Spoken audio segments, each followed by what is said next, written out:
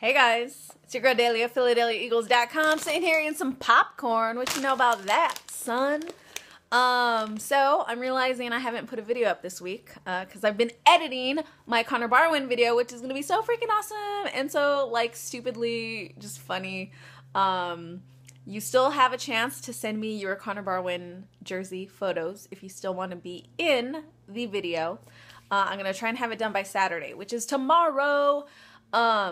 So, speaking of tomorrow, we get to see Sam Bradford out on the field, and that makes me so nervous. Oh my gosh, just nobody touch him. Just don't touch him. Can we just like, oh gosh. I mean, I really want to see him play. Oh God, but if he, oh God, just the thought of him like getting hit, it just scares the crap out of me. So, shout out to the homie Philly. We're going to try and scope out this Eagles bar in my new hood. What? To be a potential spot for the game week 1 opener, Monday Night Football. So that's the plan. I'm going to watch at a new spot, y'all. So I'll let you know how it is. But let me touch on a few things here. First of all, you already know I'm freaking scared as hell for anyone to touch Sam Bradford right now. But I'm very excited about seeing him play. I think he can be a really great quarterback for us. And just as long as he can stay healthy, like that's just the biggest thing. So, you know, I'm not going to talk about it. That's injuries. You can't even talk about that, you know. So, what I will talk about, because we obviously have the quarterback situation set with 1 and 2, right? Bradford, Sanchez. That's pretty clear. But what everyone's debating is the third-string quarterback, which, dude, it's freaking third-string quarterback. It's not that big of a deal, first of all.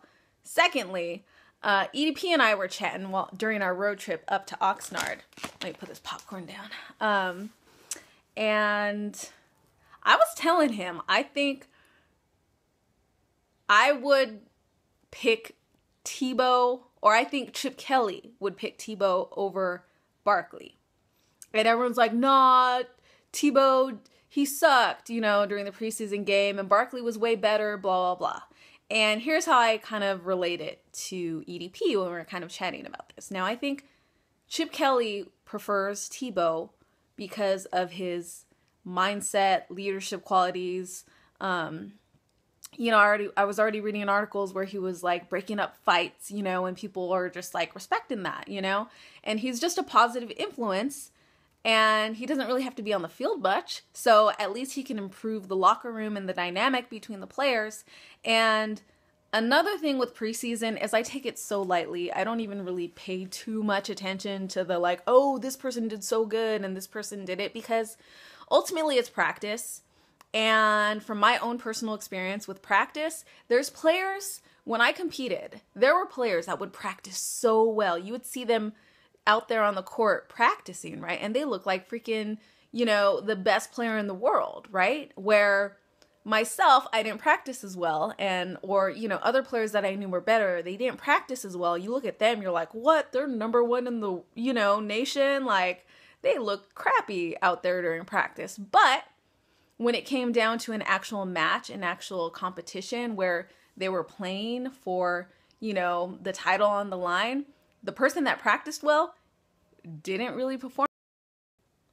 Oops, ran out of space. Sorry, had to go delete some stuff and then come back here. So I kind of forgot what I was saying, but I think ultimately I was trying to say with the Tebow Barkley situation, like the whole practice, like we've seen Barkley in action during a real game and it wasn't pretty. And I think it's those clutch, high-pressure situations.